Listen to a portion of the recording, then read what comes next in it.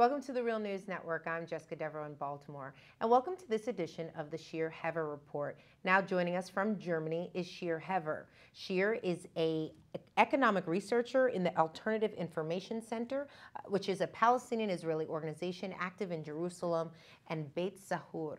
Thank you so much for joining us, Shir. Thanks for having me, Jessica. So Shir, give us an update on what's going on with the BDS movement. I think the BDS movement is coming to a very crucial point. We see there's been several people also on the Real News speaking about how BDS is growing so fast. There are more actions taken every day. One of the more famous ones from recent days was stopping a ship, an Israeli ship that tried to dock in Oakland, and about 3,000 activists managed to block that ship from docking. And there were activities all over the world, from Australia to Europe to East Asia and Latin America, all condemning the Israeli massacre, ongoing massacre in Gaza. So BDS is growing very strong, but I think that that doesn't necessarily mean that BDS is going to be a game changer and resolve the current conflict in Palestine. And stop the Israeli aggression. I think that when I say it's a crucial moment, it's because it's a sort of a test moment. At the same time that BDS is becoming so strong, the violence is escalating a lot. And the whole idea of BDS is completely abhorrent to the idea of violence. And Hamas party, when they're leading the armed struggle against the Israeli occupation, their motto, their statement is that they have to use violence because nobody in the world cares about them. Nobody is going to offer them any other kind of support. So obviously, people who support BDS are trying to undermine that message, to say, no, there is another way, not just the way of weapons and arms to stop the Israeli occupation. Now, what we see now is, at the same time, the Israeli public is splitting on this issue. And we have a lot of people, especially from the lower classes of Israel, especially people who are minorities, ethnic minorities who are being repressed inside Israel, but still are Jews, who are adopting a very belligerent stance against Gaza, against Hamas, and are actually willing to make more sacrifices in order to increase the violence and increase the assault on Gaza. They are completely aware that because of this violence, there's going to be an economic price. There's going to be more BDS, more sanctions against Israel, less trade, and that will hurt their standard of living. But at the same time, there are the elites in Israel, people who are more engaged in international trade, owning companies that export, and they are changing their tune very fast in light of this growing BDS campaign.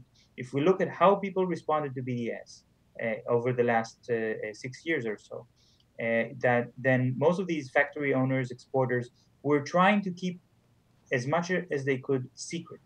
They didn't want to talk about BDS because they felt that if they acknowledge the existence of that movement, they will be actually maybe encouraging it. They also didn't want to make public calls on the Israeli government to take into consideration the effect of BDS on the Israeli economy, because that would be perceived inside Israel as unpatriotic, maybe even treacherous. How can you call on the Israeli government to succumb to this international pressure? Now that's changing very fast, and we see especially farmers in Israel, which are exporting, their main export market is Europe, saying, well, actually, we've been under boycott for years, but now it has come to the point where we cannot be silent about it anymore, and we demand that the government will do something. Now we see factories that are really concerned about their sustainability in light of their ability to continue to export to the rest of the world. And this story of the ship to Oakland is a good example of that. But Shir, what are they calling for exactly? You said they want the government to do something. What is that something?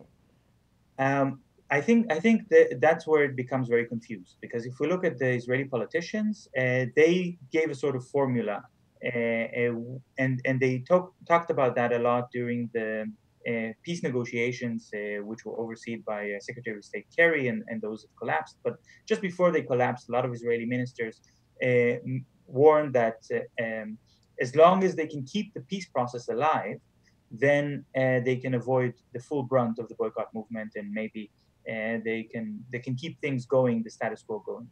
Now the peace process has collapsed. Everybody's aware of that. There's daily violence on an almost unprecedented scale in Gaza, well, more than 2,000 people have been killed. And in light of that, then it's obvious that the BDS movement is going to grow stronger. And also talking about the peace process now seems very hollow. So what these Israeli business people are saying, the government has to compensate us. The government has to give us some kind of economic support, money, to sustain us in light of this international boycott movement. But of course, the government is not able to afford that. There's no way the Israeli government can just compensate Israel for losing its external trade. So the real question is the Israeli public ready to sacrifice the economy on the altar of continuing this onslaught, and on the altar of national pride and military victory? Or are they willing to make compromises and understand that in order to be part of the international society, they have to respect international law? Shir, are there specific economic markers or measurements, as some sort of measurement where we can say that BDS is having a direct negative effect on the Israeli economy? That's something that has always been very notoriously difficult to measure. Actually, even before this assault on Gaza, there's been a steep decline in Israeli exports, especially to Europe. Some Israeli economists try to say, well, this is just because of the economic crisis inside Europe. It has nothing to do with political issues. But now we're seeing entire sectors of the Israeli economy that are suffering directly. So the sector that has probably suffered the most is the tourism sector. And the tourism sector, they're not saying we are being boycotted by people because of political opinions. They're saying people are afraid to go because of the war. And that's why we see so many cancellations and so many losses. But I think the agricultural sector, that's where we really see the impact very wide and very deep. Because a lot of Israeli companies, there's an Israeli fruit company that produces fruit juice, and they were in negotiation with some European companies in Sweden, France, and Belgium to sell their juice in Europe. And these companies initially told them, if you just give us proof that you don't source your fruit from the occupied territory, that it doesn't come from the West Bank.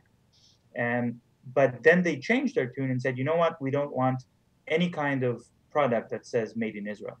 That's obviously because of the boycott movement.